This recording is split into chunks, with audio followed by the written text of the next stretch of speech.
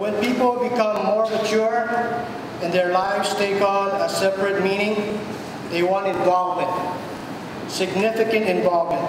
And if they do not have that involvement, they don't buy it. John F. Kennedy High School teacher Ken Murphy says the 4AB schedule change set to be implemented at high schools this fall was a top-down decision that did not involve the most important stakeholders, students and teachers.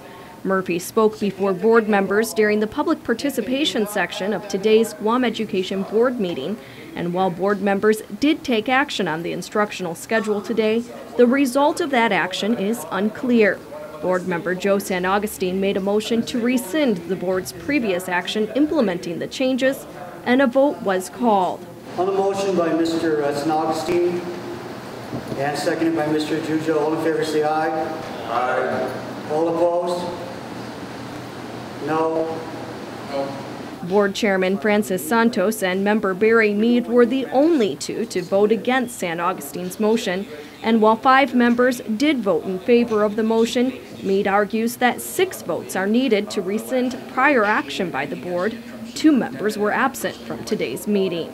Under parliamentary procedure, on any motion to rescind a previous passed motion of any board, if that motion is not published prior to or in the minute or in the agenda of the meeting, a 2/3 vote is required to pass the rescinding motion. Mr. Chairman, but by law too, we said that we have adopted the Roberts Rules.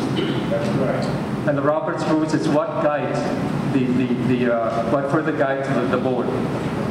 So therefore, the Roberts Rule, then in that instance, Mr. Chairman, I ask for a legal counsel opinion, because that is our own legal counsel's opinion of we have 2 vying, if not really inconsistent policies to follow. The Department of Education's legal counsel, Rebecca Perez, was consulted for an opinion on the matter, but she hesitated to give one without reviewing the specifics of the issue.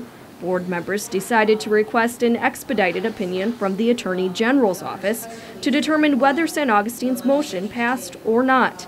In the meantime, Board Chairman Francis Santos says the previous action by the board still stands. The 4AB schedule still stands until such time that the AG says differently. The schedule change adds 2 class periods onto the school year calendar, but reduces the total number of instructional hours for each class. Board members also discussed changes to the elementary and middle school schedules today, taking a request by faculty to increase instructional hours at Marcel Sablan Elementary School into consideration.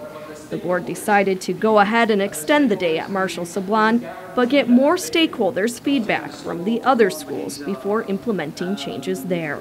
Betsy Brown, PNC News.